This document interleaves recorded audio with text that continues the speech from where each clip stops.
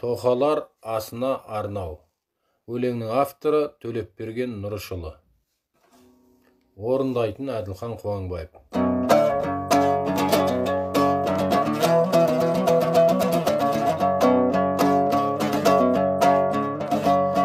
Ассалаумағалейкум. Күллі тоқа баласы, бір атадан тараған, төрт шөмекей ағасы. Ауыл елің аман ба, туыс жиен нағашы, аман ба байтақ отаның, арысты ырғыз даласы.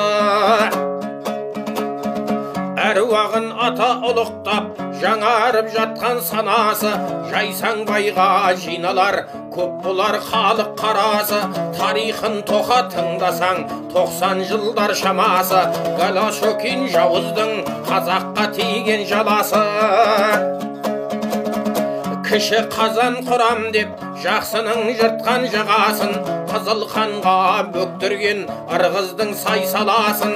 Қырғидай тиген халыққа қудалап діндар данасын, көтерілген көп адам келгенше күші шамасы.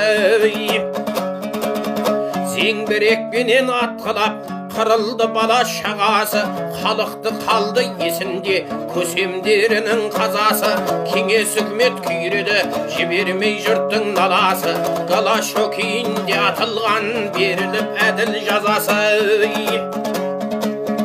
Қараша халық қырылған, күштіге жетпей шарасы, келеді әлі жазылмай жүректердегі жарасы.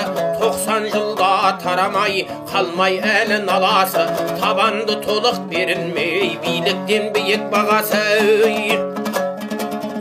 Ұрпақтар бүгін бірігіп ас беріп жатыр қарашы, шейіт кеткен боздақтар риза болар шарасы.